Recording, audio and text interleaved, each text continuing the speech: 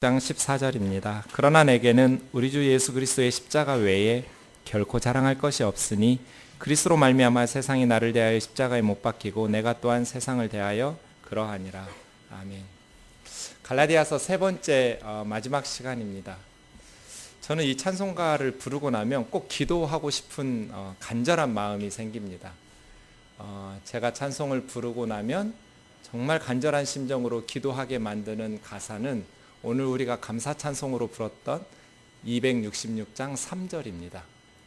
주 예수를 기피하는 놀라운 그 은혜, 하늘나라 즐거움이 매일 새롭도다.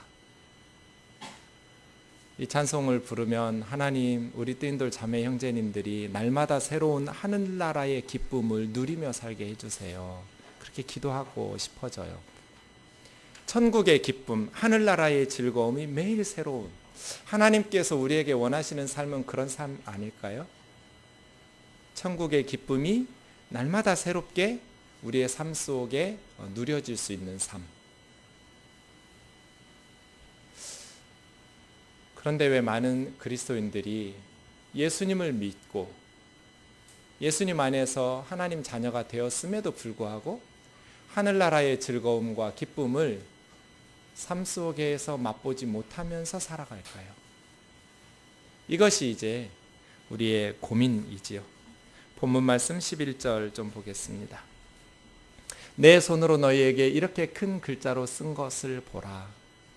바울의 편지 마지막 부분에서 바울은 친필 사인하듯이 저렇게 손으로 직접 내 편지라는 것을 보여주고 있습니다. 대부분의 바울 서신은 바울이 직접 쓴 편지가 아니고 불러서 구술해 준 것을 다른 사람이 받아서 쓴 편지들입니다. 바울은 편지를 쓸 수 있을 만큼 시력이 좋지를 못했습니다. 시력이 나쁘다 보니까 불러주면 사람이 받아 써서 쓰는데요. 바울의 이름으로 위조될 수 있잖아요. 그러면 아주 심각한 문제가 발생하니까 바울이 편지 말미에 저런 식으로 직접 친필 사인하듯이 표시를 두는 것이죠. 데살로니가전서 3장 17절도 보면 나 바울은 친필로 문안하노니 이는 편지마다 표시로 써 이렇게 쓴다고, 이렇게 편지 뒷부분에 자기 친필 사인하듯이 위조를 방지하는. 그런데 특별히 갈라디아서에는 내 손으로 이렇게 큰 글자로 쓴 것을 보라고, 큰 글씨로 쓸 만큼 바울은 그만큼 강조하고 싶었던 것이죠. 모든 성도들이 반드시 알아주었으면 절대로 다른 교훈 따르지 말고 이 기독교의 핵심 진리, 복음의 본질에서 벗어나지 않기를 간절히 사모하는 마음으로 큰 글자로 쓰고 있는 것입니다.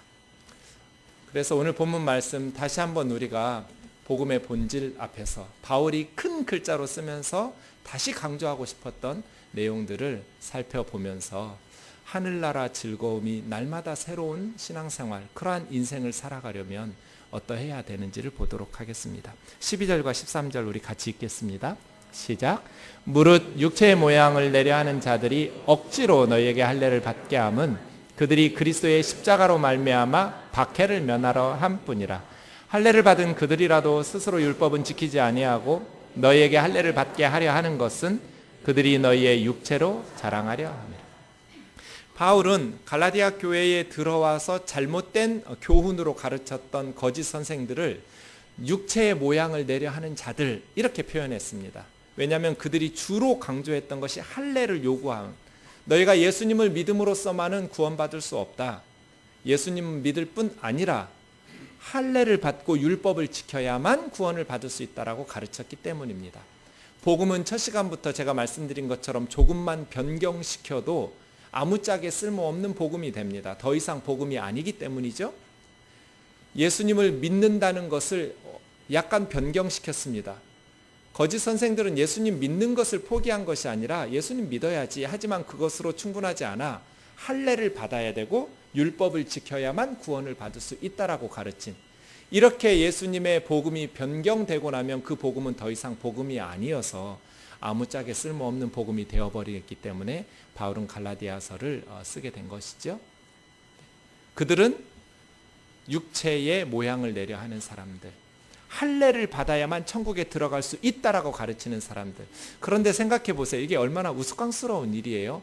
우리가 죽어서 천국문 앞에 섰을 때 하나님께서 포경수술 했는지 안 했는지 그거 봐서 네가 예수는 믿었지만 이게 문제가 있으니 구원받을 수 없다.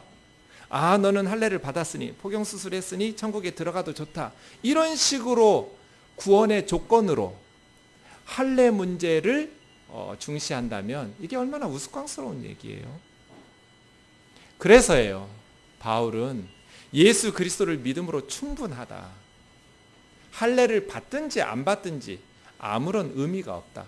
받아도 그만, 안 받아도 그만. 할례를 받았다고 해서 가산점 없다. 천국에 들어감에 있어서 0.1점의 가산점도 없어요. 지금 이제 우리는 할례를 받지 않고 할례를 대신해서 세례를 주는데요. 세례를 받았느냐 안 받았느냐의 유무가 천국에 들어가는데 차이가 없습니다. 예수님을 믿었고 예수 그리스도를 영접하면 되지. 돌아오는 주일에 세례 받으려고 했는데 주님이 주중에 재림하셔서 예수님은 믿었지만 세례를 받지 못한 성도가 있다고 하면 천국 들어가는데 불이익을 당하느냐? 전혀 없습니다. 세례를 받았다고 해서 가산점 있는 게 아니듯 할례를 받았다고 해서 구원에 가산점이 더하는 것은 아니다. 이것이 갈라디아서에서 바울이 가르치는 바입니다. 그러면 왜 육체의 모양을 내고 그렇게 할례를 억지로 받게 하려고 했는가? 두 가지 이유가 있다고 바울은 말합니다. 첫 번째, 십자가로 말미암아 초래되는 박해를 면하기 위해서. 두 번째, 너희의 육체, 할례 받은 육체로 자랑하기 위해서. 이 두 가지였습니다. 왜 억지로 할례를 받게 하느냐면 십자가로 말미암은 박해를 피하기 위해서. 5장 11절 갈라디아서에서 사도 바울은 내가 지금까지 할례를 전한다면 왜 박해를 받고 있겠느냐고 말합니다. 만일 그랬다면 십자가의 걸림돌이 제거되었을 거라고. 바울이 선교하면서 갈라디아 지역에도 예수님 믿지 않는 유대인 회당이 있었을 겁니다. 어느 지역이든지 바울은 선교하러 가면 회당부터 가서 예배를 드립니다. 거기에는 유대식의 예배를 드리고 있죠. 좋은 것은 설교자가 정해 있지도 않아요. 안식일에 회당 예배에 참석하다 보면 그냥 누구든지 설교의 기회가 주어집니다. 그러면 바울이 나가서 그 회당 예배에서 구약 성경을 가지고 예수 그리스도의 복음으로 끌고 오지요. 그러면서 예수님의 복음을 전하고 나면 은혜 받는 사람도 있고 좀 이상하다고 미심쩍어 하는 사람들도 생기겠지요. 그렇게 몇 주가 지나고 가면 둘로 딱 회당이 나눠집니다. 바울을 거부하고 예수님의 복음을 거절하는 사람들, 회당 예배를 계속 지키고 있는 사람들, 그러나 그 회당 예배 드렸던 사람들 중에 바울의 설교를 듣고 성령의 역사하심 가운데에서 예수님을 믿기 시작하는 크리스찬들. 그래서 둘로 나누면 한 도시에 바울이 가기 전에는 회당 예배만 있었던 유대식의 종교가 이제 교회와 회당 예배로 분리되게 되는 것이죠. 그러면 바울을 누구보다도 그 도시에서 박해하는 사람들은 유대 회당에 참여하는 사람들입니다. 만약에 바울이 할례도 받고 율법도 지켜야 구원을 받을 수 있다. 율법에 예수님만 덧붙였다면 굳이 박해를 받을 필요가 없었을 겁니다. 갈라디아 지역의 회당 사람들이 아니야, 우리 예수 믿는다고 구원받는다고 가르치지 않아. 할례도 받고 율법도 지켜야 구원받는다고 가르쳐. 다만 예수님이 우리를 사랑하시고 예수님의 교훈, 예수님이 우리 유대인인데 예수님이 주신 그 말씀도 지키고 예수님의 십자가의 사랑도 믿고 라고 할 뿐이야 라고 했다면 굳이 유대인들이 바울을 박해할 이유가 없습니다. 할례도 받고 율법도 지키라고 가르치는 자기들과 동질의 그러한 유대인이라고 여겼기 때문일 겁니다. 그러나 바울은 그것은 복음을 변질시키는 것이라고 생각했습니다. 그것은 복음을 다른 복음으로 만들어서 아무짝에 쓸모없는 복음으로 만드는 거다. 율법과 할례를 강조하기 시작하면 예수 그리스도의 십자가는 무의미한 것이 되어버린다. 예수 그리스도의 십자가는 불완전하고 사람을 구원하기에 부족한 것이 되어버려서 그건 복음이 아니다. 그래서 예수 그리스도의 십자가는 걸림돌이 있는데 그 걸림돌이 뭐냐면 복음의 유일성과 양자택일을 강조하기 때문에 그렇습니다. 십자가냐 율법이냐를 선택하게 만들기 때문에 그래요. 이것은 2000년이 지난 지금도 마찬가지입니다. 지금도 기독교를 사람들이 싫어하는 것은 복음의 진리를 거부하고 모욕처럼 여기고 비난하는 것은 이 십자가에 걸림돌이 있기 때문이에요. 십자가의 복음은 이것 외에는 구원의 길이 없다고 말하기 때문이에요. 양자택일시키기 때문이에요. 예수님 믿고 구원 받을 것이냐? 그 외에는 어떤 것으로도 구원을 받을 수 없으니 예수님을 거부하고 심판을 받을 것이냐? 양자택일을 요구하기 때문에 십자가의 걸림돌을 사람들은 싫어하죠. 십자가의 복음이 사람들의 자존심을 꺾어요. 돈으로도 못 가요. 지식으로 못 가요. 착하게 살아도 못 가요. 어여뻐도 못 가요. 오직 예수 그리스도를 믿음으로 거듭나야 가는 하나님의 나라예요. 이 십자가의 걸림돌, 사람들의 선행도, 사람들의 지식도, 사람들의 노력과 그 모든 것들을 다 무효화시키면서 오직 예수 그리스도를 믿음으로써만 구원을 받을 수 있다고 하는 이 십자가의 걸림돌이 예나 지금이나 사람들을 싫어하게 만들죠. 내가 지금까지 할례를 전한다면, 내가 지금까지 율법을 지켜야 구원받을 수 있다라고 말한다면 왜 박해를 받냔 말이에요. 그 거짓 선생들이 너희들에게 들어가서 할례를 받으라고 억지로 할례를 받고 율법을 지키게 하는 것은 십자가로 말미암은 박해를 면하려고 하기 때문이다. 갈라디아 지역의 유대인들로부터 박해와 비난 받기가 두렵기 때문이다 하는 것이죠.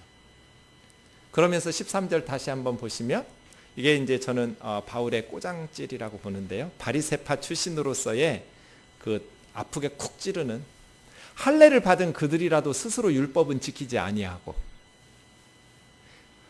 바울은 바리새파 출신이잖아요. 엄청나게 율법에 대해서 잘 알 뿐 아니라 철두철미하게 율법을 지키면서 수많은 바리새인들이 처형당했거든요. 율법 지키기 위해서 처형당한 바리새적 시각으로 볼 때 갈라디아 교회에 들어와서 할례 받아야만, 율법 지켜야만 구원받을 수 있다고 가르치는 그 유대인들은 율법을 제대로 지키지도 못하는 사람들이라는 거예요. 할례는 받았지만 율법은 스스로 지키지도 않는 사람들이 너희에게 억지로 할례를 받게 하려고 하는 이유는 너희 육체로 자랑하려고 하기 때문이다.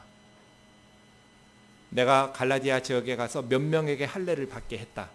내가 어느 지역에 가서 몇 명에게, 너희가 할례 받은 그러한 것이 중요한 사람들이라는 거예요. 그래서예요. 이것은 신앙의 본질에서 벗어난 거예요. 육체로 자랑하려 함, 외형적인 것을 가지고 자랑하고 스스로 사역에 의미 부여하는 사람들 말이에요. 기독교 신앙은 본질적으로 내면적인 거예요. 속사람이 변해서 겉사람의 변화로 나타나는 것이지, 외형, 육체가 변하고 그걸 가지고 자랑하는 게 아니에요. 예수님을 믿고 내 마음이 변한 것을 자랑해야지, 내 외형적인 할례를 받은 것을 자랑하는 종교가 아니에요. 그것은 받아도 그만, 안 받아도 그만이에요. 왜 수많은 그리스도인들이 예수님을 믿고 하나님의 자녀가 되었음에도 불구하고 하늘나라의 즐거움, 천국의 기쁨을 날마다 누리지 못하느냐 하면 외형의 자랑을 삼기 때문이에요. 속을 들여다보려고 하지 않기 때문이에요. 우리의 신앙의 참된 기쁨은 내 속사람이 변화되는 것에 있거든요. 이것을 성화라고 해요. 예수님 닮아가는 것, 예수님 닮아가면서 내 속사람이 변화되는 것, 그것이 우리의 사명이고 목표예요. 기도 제목이어야 돼요. 그런데 계속해서 세상을 변화시키려고 그래요. 나를 변화시키는 것이 제1 사명인데 내 속사람을 변화시키려고 하기보다는 외형적인 사역의 열매들을 가지고 삶의 의미와 신앙의 가치를 의미부여를 하려고 하기 때문에 서로 경쟁하고 시기하고 질투하고 성공한 후에도 기쁘지를 않고 불만족스럽고 내가 원하는 것을 달성하지 못하면 더더군다나 비참해지고 자랑하는 게 잘못됐기 때문이에요. 참된 기쁨과 참된 행복은 좋은 관계에서 와요. 하나님과의 관계가 좋은 사람이 행복해요. 돈이 많다고 해서 그 가정이 항상 행복한 건 아니에요. 돈이 많으면 행복하기에 유리한 조건인 건 맞아요. 그런데 돈이 많으면 반드시 행복한 가정이 되는 건 아니에요. 행복한 가정이 되려면 관계가 좋아야 돼요. 부부간의 관계가 좋고, 부모와 자녀들 사이의 관계가 좋고, 서로 친척들 간의 관계가 좋아야 행복한 거예요. 그런데 우리 사회는 사람들 사이의 관계보다도 어려서부터 경쟁하면서 결과와 업적을 더 중시하게 만들어요. 그러다 보니 불행해요. 늘 불안하고 두려워요. 1등인 아이는 1등을 빼앗길까 봐 두렵고, 2등인 아이는 1등이 못 돼서 두렵고, 그래서 불안하고 두렵고 경쟁하고 시기하고 질투하면서 살아가죠. 좋은 관계, 교회도 마찬가지예요. 교회의 사역의 열매가 많으면 행복하기에 유리한 건 맞아요. 하지만 교회가 전도가 많이 되고 성도가 늘어나고 많은 사역의 열매들이 더 많아진다고 해서 그 교회가 반드시 행복한 건 아니에요. 그러나 교우들이, 자매 형제님들이 서로 관계가 좋으면 그 교회는 반드시 행복해요. 그래서예요.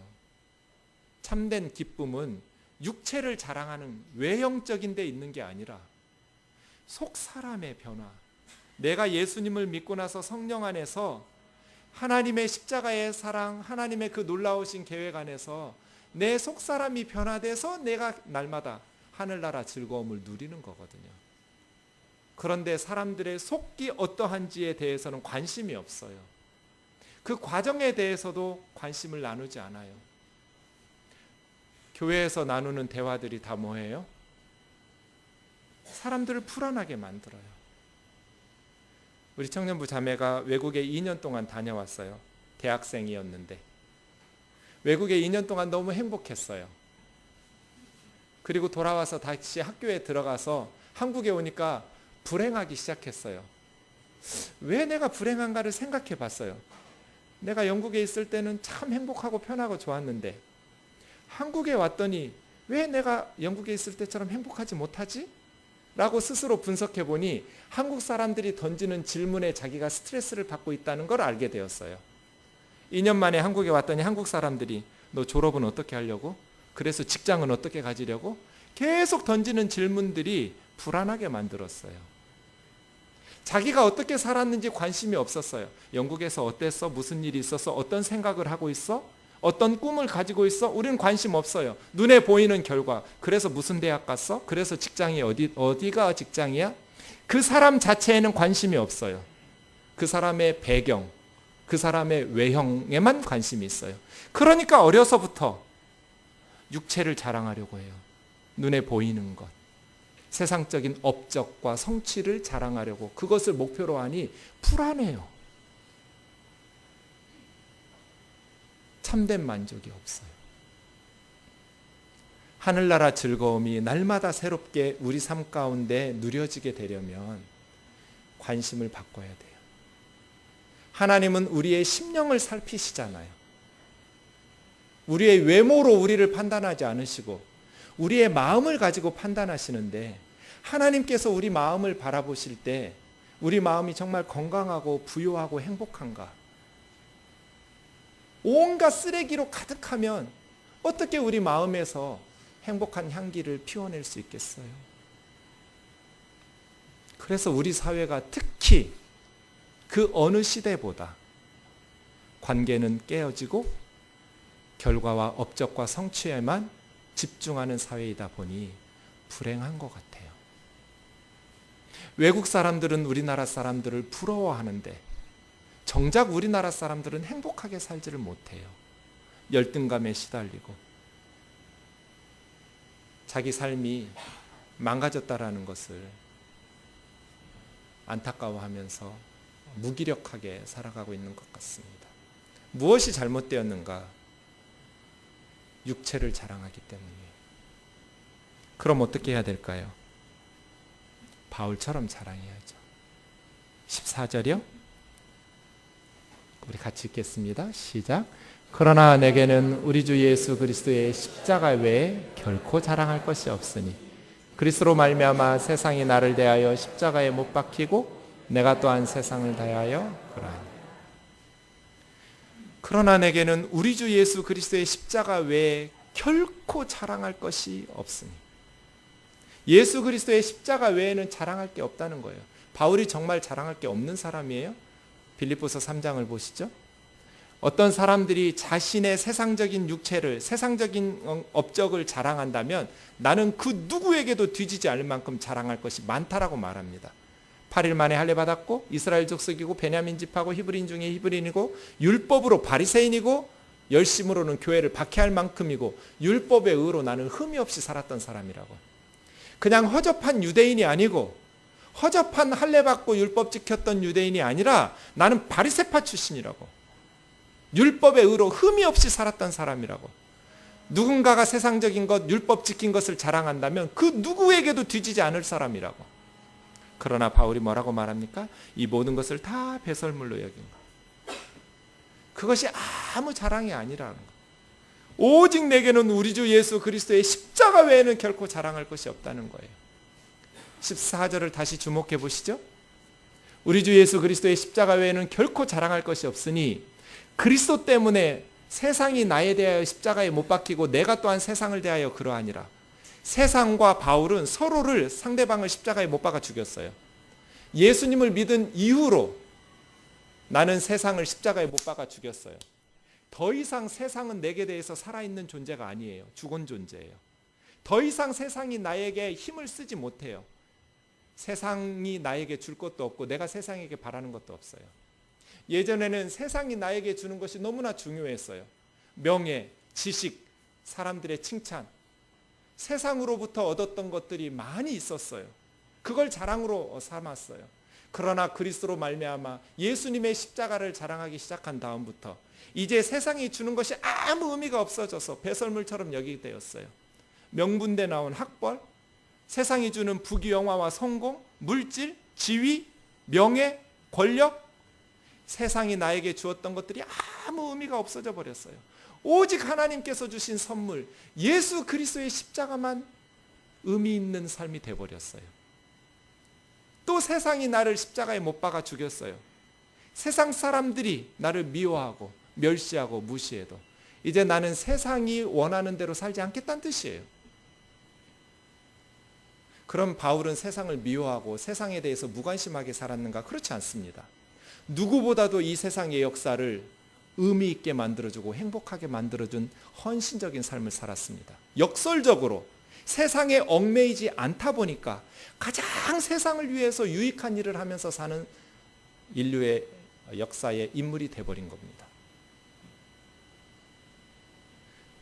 세상이 우리에게 주었던 것들은 아무것도 아니라고. 나는 그러한 것들을 자랑하지 않고 오직 우리 주 예수 그리스도의 십자가를 자랑하겠다고. 십자가가 너무나 자랑스러워서 세상이 주는 자랑들, 세상이 주는 칭찬들과 영광들은 너무나 하찮게 여겨진다고. 나는 거기에 목숨 건 사람이 아니라고. 오직 예수 그리스도에게 목숨 걸고 사는 사람이 되었노라고 고백하는 거죠. 저것이 천국의 기쁨을 날마다 누리는 사람의 삶의 비결이죠. 예수 그리스도의 십자가를 자랑하고 예수 그리스도의 십자가에 하나님의 사랑이 가슴 속에서 살아 꿈틀거리는데 어떻게 불행하겠어요. 예수님의 십자가의 사랑이 내 가슴을 쥐어잡고 있는데 십자가를 통한 하나님의 사랑이 내 마음에 가득한데 어떻게 그 사람이 무덤덤하게 살겠어요. 그래서예요. 사랑하는 형제 자매 여러분, 하늘나라 즐거움이 여러분의 삶 속에 날마다 새롭게 풍성해지려면 더 열심히 기도하고 더 열심히 사역해서 사역의 업적과 열매를 크게 만드는 것이 아니라 저와 여러분의 심령 속에 예수 그리스도의 십자가의 사랑을 더 풍성하게 해야 돼요. 그렇게 되면 하나님과의 관계가 발전해요. 관계라는 것, 주 예수를 깊이 알아간다는 것, 성경에서 안다라는 단어가 좋은 관계라고 말씀드리잖아요. 주 예수를 좋은 관계 속에서, 좋은 관계는 사랑의 관계거든요. 예수님과 사랑의 사귐을 깊이 발전시키는 사람이 하늘나라 즐거움이 날마다 새로움을 경험하게 되죠. 예수님과의 사랑의 사귐을 깊이 발전시켜 나가는 것. 그런 사람이 역설적으로 가장 희생적인 삶을, 세상을 위해서 유익한 삶을 살게 됩니다. 바울처럼 말이에요. 그래서예요. 여러분의 마음을 살펴보세요. 나는 무엇을 자랑하고 살고 있는가? 나는 무엇을 기도하며 무엇을 추구하면서 살고 있는가? 열심히 새벽부터 밤늦게까지 열심히 노력하는 것이 세상이 주려고 하는 것 아닌가? 그 세상이 인정해 주는 것, 세상이 주는 좋은 것들이 대단한 내 인생의 의미부여를 할 수 있는 것처럼 착각하면서 살아가고 있지는 않은가? 그러한 것들은 주님의 사역을 하기 위한 도구일 뿐 그것이 우리 인생에 어떤 의미도 없습니다. 세상은 엄청 중요하다고 말합니다. 좋은 대학 나온 건 엄청 중요한 거야. 정말 인생에 그렇게 중요한 겁니까? 대학 못 나오면 실패한 인생입니까? 그렇지 않습니다. 아무것도 아닙니다. 바울이 말하는 건 그런 얘기입니다. 세상이 나에게 주었던 것, 나는 더 이상 세상하고 아무 상관이 없이 예수 그리스도의 십자가만 자랑한다. 예수 그리스도의 십자가 안에서 하나님이 기뻐하실 그 삶만이 나에게 의미 있는 것이라고 말하는 것이죠. 그래서예요. 육체를 자랑하는가? 예수 그리스도의 십자가를 자랑하는가? 육체를 자랑하면 비교하고 경쟁해요. 그러나 예수 그리스도의 십자가를 자랑하면 좋은 관계를 도모하고 발전시켜요. 가끔 저희 친구들 모이면 친구 목사님들이 물어요. 뜨인들교회 요즘 몇 명이나 모여요? 제가 뭐라고 대답할까요? 악한 호기심을 버리세요. 그렇게 대답해요. 안 가르쳐줘요.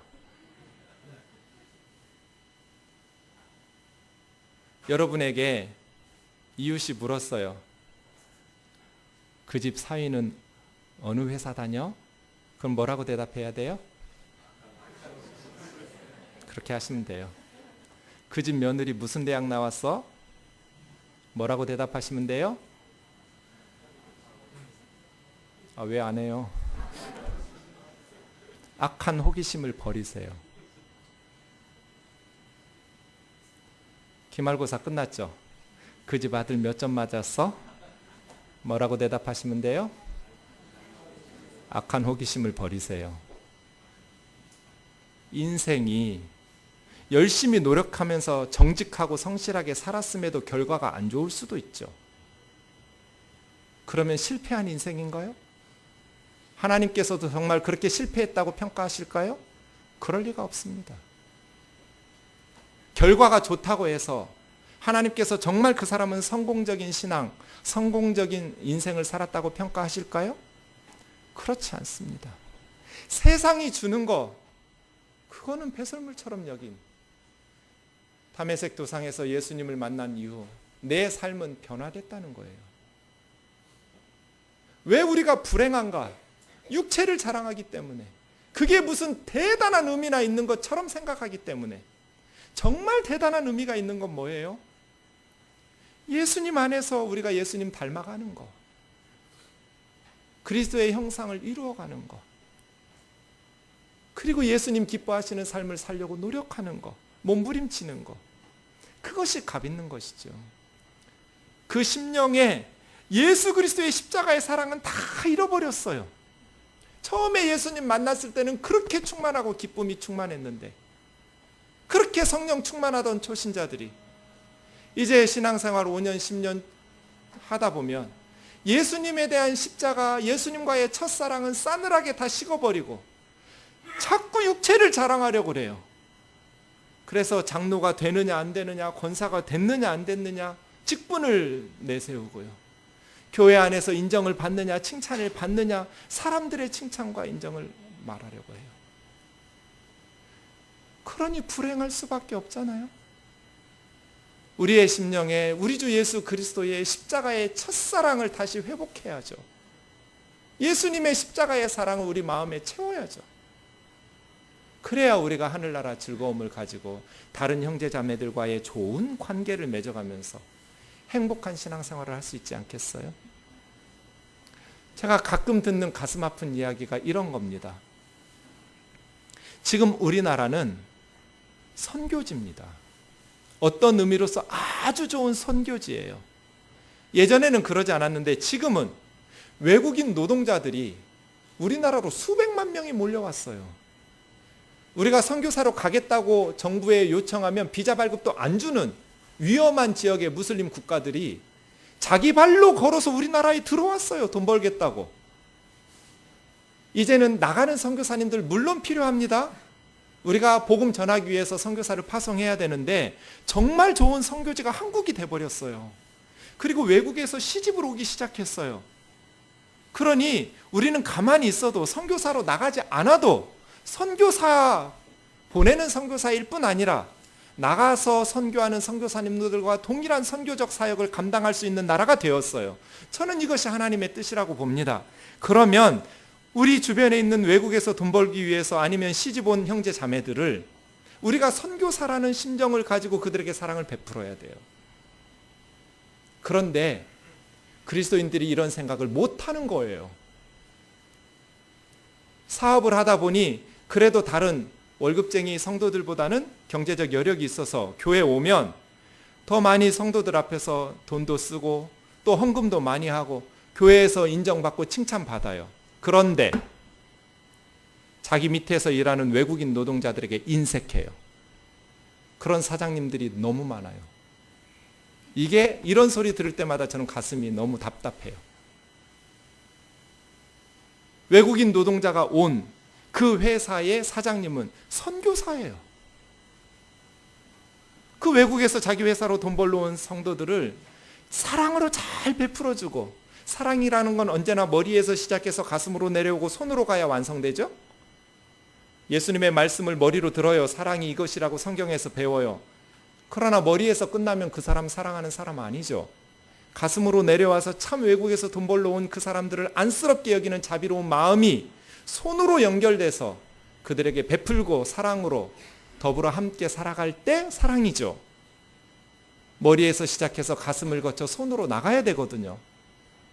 그게 선교사잖아요. 그런데 교회에서는 헌금하고 교회에서는 성도들 앞에서 믿음 좋다고 칭찬받는데 직장에서 자기 밑에서 일하고 있는 외국인 노동자들에게 인색한 그리스도인들이 있다면 지금 뭐 하는 거예요? 그런데 왜 그런 왜곡된 신앙인들을 양산해낼까요? 한국 교회가 육체를 자랑하기 때문이에요. 눈에 보이는 대로.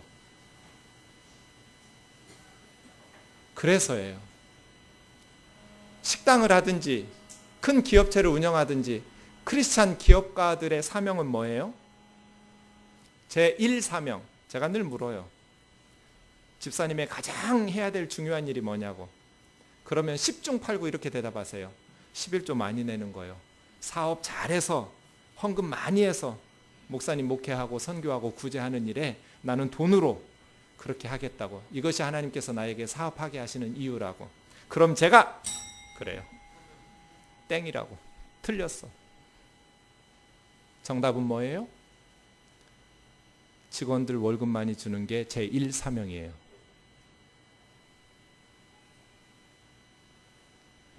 식당을 하든지 회사를 운영하든지 사장님들의 가장 중요한 사명은 우리 회사에서 일하는 직원들에게 회사가 어려우면 어쩔 수 없지만 최선을 다해서 좋은 직장이 되도록 만들어주는 것. 월급 많이 주는 거예요. 교회 헌금 많이 하는 건 두 번째 사명이에요. 그래서예요. 한국 교회가 외형을 자랑하지 않고 정말 마음, 그 속에 예수 그리스도의 십자가의 사랑으로 가득가득 채워가게 했다면 자기 밑에서 그렇게 힘들게 일하고 어렵게 사는 외국인 노동자들에게 5만 원, 10만 원만 더 주면 되잖아요. 그러면 우리 그 아이들끼리 다 얘기할 거잖아요.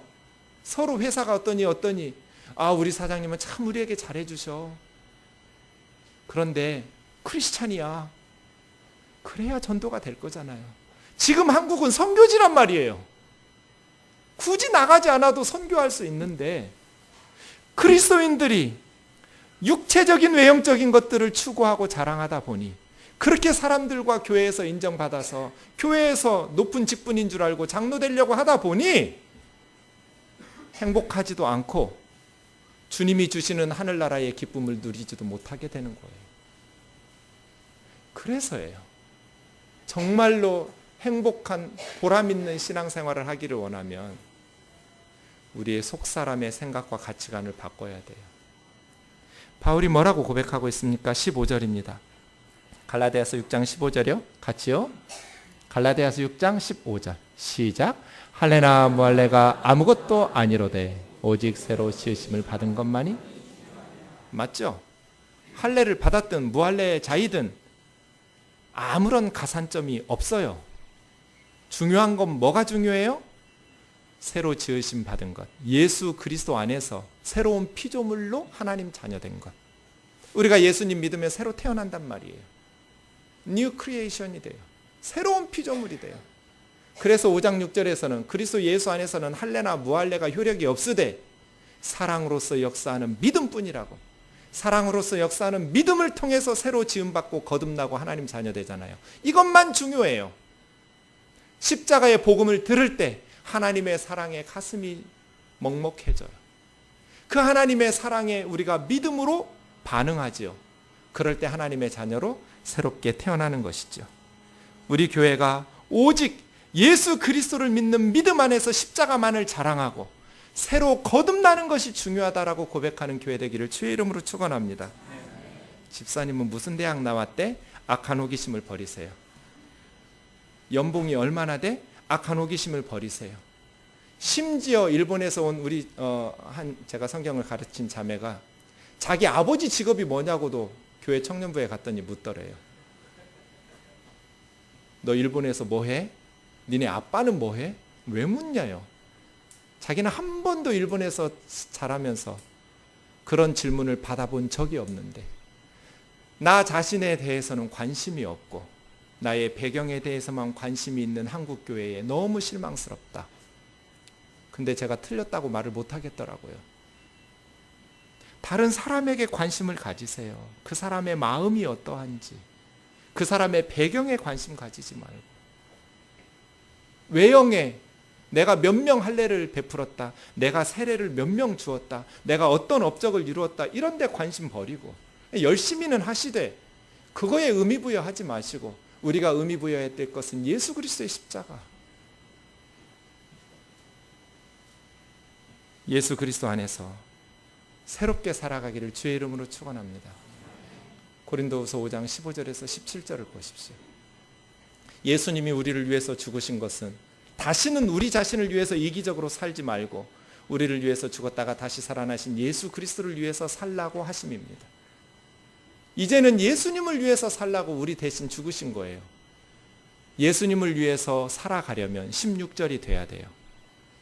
우리를 위해서 죽으셨다가 다시 살아나신 예수 위해서 살려면 우리가 변화해야 될 게 하나 있는데 16절의 변화가 필요해요. 어떤 변화예요? 다른 사람을 세상적인 기준으로 바라보지 않는 거예요. 육체적인 관점에서 보지 않는 거예요. 바울은 예전에는 그런 육신적인 관점에서 예수님도 그렇게 판단했어요. 예전에는 육체가 중요했어요. 할례를 받았는지 안 받았는지, 유대인인지 이방인인지, 남자인지 여자인지, 노예인지 로마 시민권자인지 세상적인 기준으로 사람들을 판단하면서 그게 중요했어요. 그러나 이제 그것은 다 아무 의미가 없어져 버렸어요. 더 이상 어떤 사람도 세상적인 조건을 가지고 판단하지 않겠다는 거예요. 왜요? 누구든지 그리스도 예수 안에 있으면 새로운 피조물이에요. 과거에 무엇이었든지는 중요하지 않아요. 지금 새롭게 예수님의 자녀가 됐기 때문에 그것만 중요해요. 할례를 받았든지 안 받았든지 아무것도 중요하지가 않아요. 예수 믿고 사랑으로서 역사하는 그 믿음으로 거듭난 하나님의 자녀 된 것만 중요해요.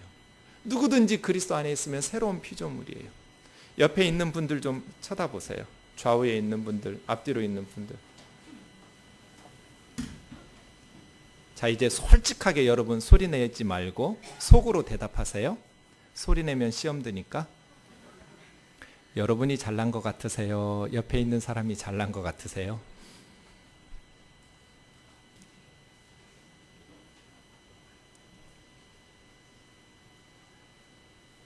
내가 잘난 것 같은 분은 회개하세요.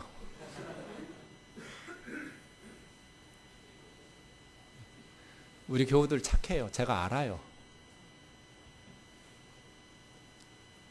제 친구 목사님들 모이면 너무 힘들다고 그래요. 장로님들 때문에 힘들고 힘들게 하는 성도님들 때문에 힘들고. 근데 저는 한 번도 그런 생각을 해본 적이 없어요. 우리 장로님들이 저를 힘들게 하지를 않아요. 제가 힘들게 하지. 착해요. 그런데 저는 또 알아요.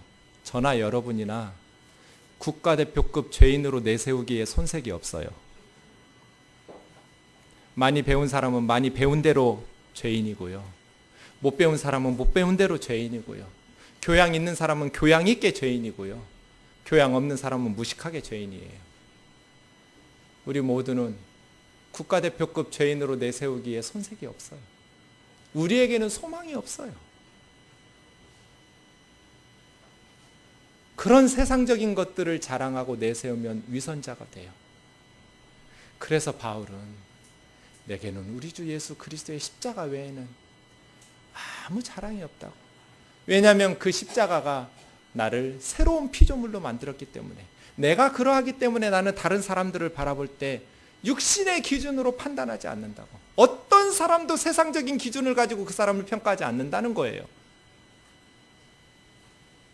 예수 그리스도 안에서 이런 선교사가 목회하니 그 교회가 행복할 수밖에 없겠죠.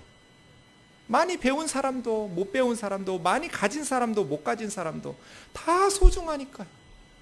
그런 공동체에 가면 모든 사람으로부터 소중하다고 귀하게 여김 받으니 그 교회가 천국의 기쁨이 가득하겠죠.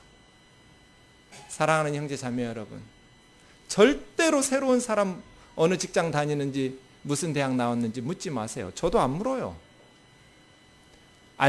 우연히 알게 될 수도 있지만 그것이 별로 유익하지 않아요. 우리가 자랑할 것 예수 그리스도의 십자가예요. 그래서예요. 그러한 은혜로 세상과 내가 관계없다고 고백하면서 살아갈 수 있기를 바랍니다. 우리가 관심 가져야 될 것 사람, 업적이 아니라 내가 이루었던 사역의 열매가 아니라 사람 말이에요. 고린도후서 11장 23절에서 30절을 보십시오. 바울이 고린도 교회에 자랑하는 사람들을 향해서 이렇게 책망합니다. 내가 수고를 넘치도록 했다고. 감옥에도 더 많이 갇히고 매도 수없이 맞고 여러 번 죽을 뻔하였으니 유대인들에게 40에 하나 감한 39대까지 때리는 매를 5번이나 맞았고 3번 태장으로 1번 돌로 3번 파선해서 물속에서 일주일을 보내고 여러 번 선교 여행하면서 강과 강도와 동족과 이방인의 위험, 시내, 광야, 바다, 거짓 형제 중에 위협을 당했고 내가 이 복음 전하기 위해서 수고하고 애쓰고 여러 번 잠도 자지 못하고 굶주리고 목마르고 헐벗고 여러 번 굶고 춥고 헐벗었다고. 하지만 바울은 그러한 것들을 내세우지 않았어요. 이러한 일들은 고사하고 아직도 날마다 내 속에서 눌리는 거, 내 마음을 누르는 것이 있는데 모든 교회를 위해서 염려하는 것. 어떤 성도가 약하면 내가 약해지지 않고 어떤 형제 자매들이 실족하면 내가 애가 타지 않더냐. 내가 자랑한다면 내가 이루어놓은 업적을 자랑하는 것이 아니라 내 연약함을 자랑한다.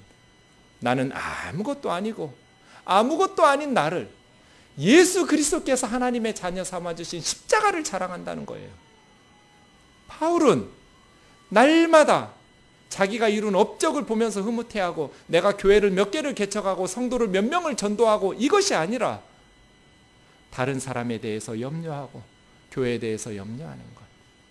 누군가가 믿음에서 이탈하고 실족하면 애가 타고 누군가가 연약해지면 함께 연약해지고, 그러니 바울이 불행하게 살 것 같지만 너무너무 행복할 수밖에 없죠. 그 심령에 하나님의 은혜를 쏟아 부어 주실 테니까요. 그래서요, 사랑하는 형제 자매 여러분, 연약한 영혼들, 죽어가는 영혼들에 대한 안타까움을 가지고 주님 섬기기를 주의 이름으로 축원합니다. 여름 성경학교 하고 교사가 필요하다 그러면 지원자가 넘쳐가지고 교육부서에서 골라 잡아야 하잖아요. 우리 아이들의 신앙이, 어린아이들 한 영혼 한 영혼이 너무너무 중요하잖아요. 그 어린아이들의 신앙, 그 젊은이들의 신앙을 위해서 누군가가 실족하면 내가 애타지 아니하더냐, 그 애탐이 있냔 말이에요. 한 영혼에 대한 뜨거운 사랑과 애정이 있냔 말이에요. 주님께서 우리에게 요구하시는 것은 그 영혼에 대한 사랑인데, 그것은 무시하고 그냥 외형적인 육체적인 세상 사람들이 자랑할 만한 것, 부러워할 만한 것들만 추구하면서 교회 안에서조차 그러한 것을 내세우고 자랑하려고 하지 않냔 말이에요. 그러니 어떻게 우리의 마음속에 천국의 기쁨이 날마다 누려질 수 있겠어요? 삐뚤어졌는데, 삶이 왜곡되고 비틀어졌는데, 진정한 행복을 맛보려면 다른 사람을 소중히 여기고 사랑하고 안타깝게 눈물을 흘리면서 염려하면서 기도하지만, 기도하고 나면 내 마음속에 성령의 주시는 기쁨으로 충만해지잖아요. 이러한 영적인 기쁨과 즐거움이 회복되기를 주의 이름으로 축원합니다. 세상을 못 박으세요. 세상으로부터도 못 박히세요. 세상이 뭐라고 평가하든지 신경 쓰지 마세요. 주님의 평가만 중요하지요. 괜히 세상의 평가 들으면 기만 죽어요. 목사 앞에 와가지고 우리 동네 어느 교회 2년밖에 안 됐는데 1000명이 모인다고 이런 소리 좀 하지 마세요. 도대체 무슨 의미로 제 앞에서 그런 말 하는 거예요? 우리 교회는 몇십 년이 됐는데 10명도 안 모인다고 우리 동네 교회는, 그런 말도 하지 마세요. 아무짝에 쓸모없는 자랑이에요. 목회의 성공과 실패는 주님 앞에 갔을 때 잘했다, 착하고 충성된 종이라고 칭찬받아야 성공한 거지. 육체를 자랑하고 세상적인 것 자랑하면서 거기에 무슨 대단한 사역의 의미가 있는 것처럼 여기는 것은 어리석은 일이에요. 스스로 불행을 자초하는 일이죠. 교회조차 그래버리면, 교회조차 아이들을 말하고 평가할 때 세상적인 명문대를 갔느냐 못 갔느냐, 직장에 좋은 직장이냐 아니냐, 이런 것들로 평가해 버리면 이 세상은 어떻게 하나님의 뜻을 펼쳐나갈 수 있을까요? 우리 주 예수 그리스도의 은혜가 저와 여러분의 심령에 임하여 사람들을 바라보는 평가의 기준이 달라지고 인생의 의미와 가치 부여하는 삶의 가치 부여의 기준이 달라질 수 있기를 주의 이름으로 축원합니다. 그런 사람 하나 있습니다. 자기를 십자가에 못 박히고 세상을 십자가에 못 박은 사람, 우찌무라 간조입니다. 우찌무라 간조의 찬양을 보십시오. 예수를 생각하고 나는 나의 가난함도 슬프지 않고 다른 사람의 부요함도 부럽지 않나니, 예수를 생각하면 나는 오직 감사한 마음이 넘칠 따름이다. 예수를 생각하고 나는 몸의 아픔, 질병이나 환난도 괴롭지 않고 그 행복도 사모하지 않나니, 예수 안에서 나는 오직 평강과 만족만 있을 따름이다. 예수를 생각하고 나는 일의 실패에 실망하지 않고 그 성공에 뛰면서 기뻐하지 않나니, 예수를 생각하면 나는 오직 영원한 승리자이기 때문이다. 이 사람 세상 십자가에 못 박은 사람 아니에요? 일본 기독교는 이 우찌무라 간조의 기초 위에 세워졌어요. 그래서 독실한 크리스찬들이 많아요. 숫자는 작지만 예수를 생각하면 가난한 거 슬프지 않다고, 남의 부유한 거 부럽지도 않다고, 난 만족하기 때문에. 예수를 생각하면 실패에 실망하지 않는다고, 세상에서 성공한 거에 기뻐 날뛸 일도 없다고, 나는 영원한 승리자이기 때문이라고 찬양하겠습니다.